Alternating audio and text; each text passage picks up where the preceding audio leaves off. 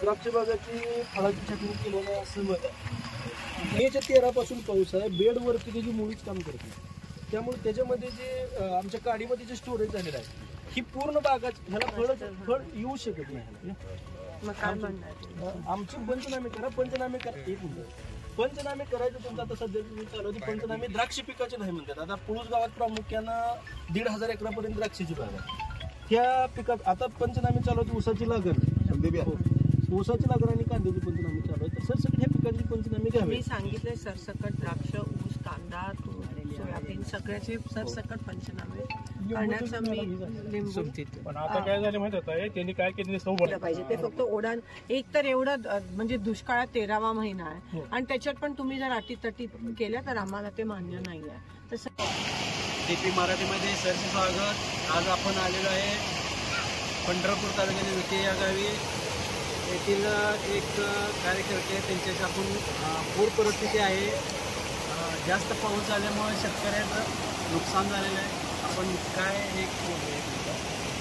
नमस्कार, मी आप्पासाहेब पुजारी.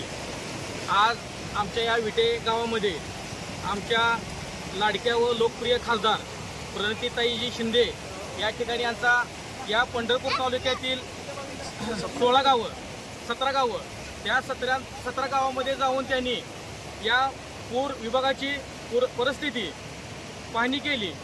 तसेच आता या विटे गावामधून गेल्यात इथं आज या 17 गावामध्ये विटे, कोरगाव, खरसोळी, फुलचिंचोली, तारापूर, मगरवाडी, कुळूस, नळी, शंकरगाव या सर्व गावामधून ताईंनी गावभेट दौरा केला. शेतकऱ्यांची बांधावर जाऊन त्यांनी विचारपूस केली. काही लोकांचं द्राक्ष असो, ऊस असो, कांदा, मका इत्यादी जी पीक आहे, टमाटी, सर्व पंचनामे करून सर्व तलाठी, ग्रामसेवक यांना सूचना दिल्या. सूचना देऊन जे काही शेतकरी आहेत त्यांना मदत करण्याचं, सहकार्य करण्याचं त्वरित पंचनामा करून त्यांच्या खात्यावर जी काही रक्कम असेल ती रक्कम वर्ग करण्याचं सांगण्यात आलं.